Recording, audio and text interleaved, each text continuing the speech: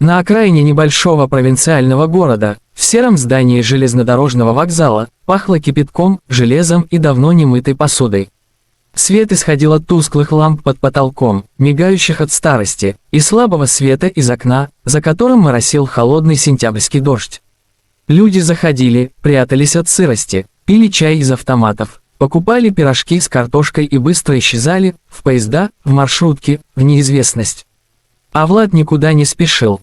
Он сидел у окна, на покосившемся деревянном стуле, за столом с облупленным лаком, и ел гречку с тушанкой из алюминиевой армейской тарелки. Металлическая вилка звенела о край, как в старых фильмах о солдатах и вечных дорогах. Он ел медленно, не от голода, скорее по привычке, не тратя лишних сил. На нем была старая, поношенная куртка цвета хаки, еще армейская, с вытертыми локтями и пришитой вручную молнией. У ног стояла сумка из плотной ткани, с набросанным сверху свитером. Все его имущество умещалось в ней.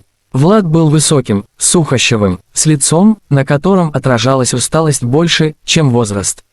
Ему было около 40, но чувствовал он себя куда старше. Он не принадлежал к какому-то одному месту, жизнь давно превратилась в дорогу, сегодня здесь, завтра, в другом городе. Одиночество не пугало, стало привычным. От людей он не ждал ни добра, ни зла, лишь случайных встреч, как пролетающих мимо поездов. Когда он доедал последний кусок хлеба, кто-то тихо остановился рядом. Он почувствовал взгляд, прямой, внимательный. Поднял глаза. Рядом стояла девочка, лет 5, не больше. Худая, в старом пальто с оторванной пуговицей, в резиновых сапожках на босу ногу. Щеки испачканы, волосы растрепаны, но глаза живые. «Дяденька, вы будете доедать?» – спросила она почти шепотом, но отчетливо. Он посмотрел на тарелку. Осталась половина гречки. Потом, на нее, ни слова. Он просто подвинул тарелку ближе. Девочка села напротив, взяла ложку и начала есть, осторожно, словно боялась разбудить еду. Влад не знал, кто она и откуда. Не спрашивал. Просто сработала привычка: если рядом кто-то голоден, накорми. Девочка ела молча, аккуратно. Влад наблюдал за ней, не отрываясь. Она не чавкала, не торопилась, даже не смотрела по сторонам, еда явно значила для нее не просто еду. Как будто она боялась, что тарелка исчезнет, если сделать что-то не так. На секунду ей удалось забыть, где она. Только ложка, гречка, теплая еда и кусочек безопасности. Влад не прерывал это мгновение. Когда она доела, он протянул ей свою кружку с крепким черным чаем. Девочка колебалась, но все-таки взяла ее обеими руками и поднесла к губам. Горячий пар обдал лицо, и она инстинктивно зажмурилась. «Тебя как зовут?» – тихо спросил Влад, стараясь, чтобы вопрос прозвучал просто, почти случайно. «Лера», – ответила она после паузы. Имя прозвучало почти как шепот, но с оттенком твердости. Девочка явно привыкла сама за себя. «А ты одна здесь?» – мягко продолжал он. «С мамой приехала».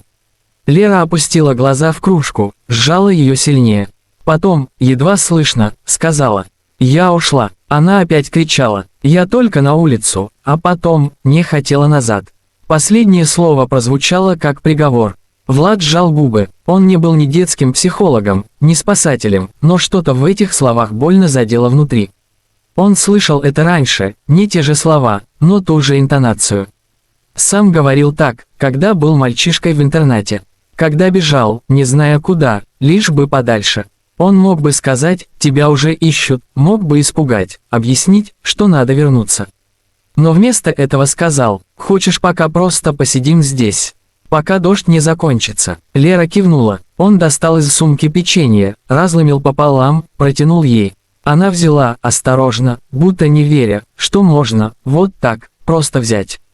За окнами дождь усиливался, вокзал шумел и гудел, а за этим столиком царила тишина. Не неловкая, а спокойная, теплая. Девочка рядом, чай в кружке, и молчание, в котором было больше смысла, чем в любых словах. И Влад вдруг понял, что теперь он точно не отпустит ее просто так. Прошло около получаса. За окнами вокзала дождь не унимался, мелкий, колючий, он ровным шорохом стекал по грязному стеклу, словно время застыло. Лера устроилась рядом с Владом, свернувшись калачиком на скамье, обняв кружку с остывшим чаем. Она молчала, но уже не казалась напуганной, просто усталой. Влад сидел рядом и смотрел в окно. Иногда, даже не задавая лишних вопросов, можно понять больше, чем из любых рассказов. Девочка не боялась его, и это было достаточно. Он не знал, что делать дальше. Возможно, отвезти в полицию. Возможно, поискать адрес. Но сейчас ей нужно было просто посидеть рядом с кем-то, кто не кричит и не отталкивает. И вдруг тишину нарушил звук, четкий стук по стеклянной двери столовой. Влад повернулся. На пороге стоял мужчина в форме, полицейский. С ним была женщина средних лет в сером дождевике с кожаной папкой в руках. Лица у обоих были сосредоточены. Полицейский быстро обвел помещение взглядом и остановился на Лере. «Девочка», — громко позвал он, — «Лера». Лера вздрогнула и вжалась в плечо Влада. Ее пальцы судорожно сжали край его куртки. Он почувствовал это движение, неосознанное, почти животное. Она пряталась. Полицейский вошел в помещение. За ним – женщина. «Простите, вы не видели здесь девочку лет 5?» – обратился он к Владу. «Потерялась». Мать обратилась в участок, сказала, что ребенок убежал из двора. По описанию, очень похоже. Влад встал. Он посмотрел на Леру, девочка смотрела на него снизу вверх, глаза были полны страха. «Я не хочу к ним», – прошептала она, – «он меня пугает». Влад снова перевел взгляд на полицейского и женщину. «Она была одна, на вокзале», – сказал он спокойно, – «я не знаю всей истории. Но пока она здесь, под моей ответственностью. Я накормил ее, с ней все в порядке». Женщина открыла папку. «Мы из отдела по делам несовершеннолетних. Мать обратилась к нам. Хотим просто убедиться, что с девочкой все хорошо и вернуть ее домой». Влад смотрел на них, а потом на Леру. И понял, что выбора как такового нет. Есть только ответственность, неофициальная, человеческая. Влад опустился на корточки перед Лерой, чтобы быть с ней на одном уровне. Он увидел в ее глазах страх, растерянность и доверие. Такое хрупкое, что, казалось, дунь и рассыплется. Он говорил тихо, почти шепотом, чтобы слышала только она. «Лера, я не знаю, что у тебя дома. Но эти люди не для того, чтобы обидеть. Я рядом, пока ты хочешь, я с тобой. Но, может, лучше попробовать вернуться. Мы не знаем, может, все не так страшно, как кажется. Но я не хочу», ее нижняя губа дрожала, она опять будет кричать. И никто не верит. С этими словами она вытащила из кармана маленькую, грязную мягкую игрушку, зайца без уха. Сжала его так крепко, как будто он мог спасти ее. Влад медленно достал из-за воротника шнурок, армейская житонка, потертая, теплая от тела. «Знаешь», — сказал он, — «это было со мной, когда мне тоже было страшно. Я был примерно в твоем возрасте, один, на вокзале.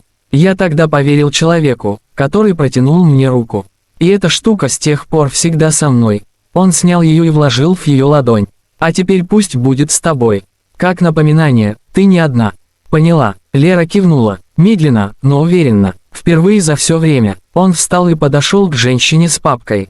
«Я вас прошу», — сказал Владение, — «проверьте, что с ней дома». «Неформально, как с человеком». Женщина кивнула. «Мы так и сделаем. Спасибо вам за человечность. Не все бы так поступили». Когда Леру увели, она обернулась. Махнула рукой, неуверенно, но с улыбкой, настоящей, детской. А потом все снова стихло. Влад остался один, за окном все еще шел дождь, и в тарелке осталась недоеденная гречка. Но день был уже другим. Он ничего не ждал от жизни, не искал благодарности, но внутри стало чуть легче. Потому что, даже не зная, как поступать правильно, он поступил по-человечески.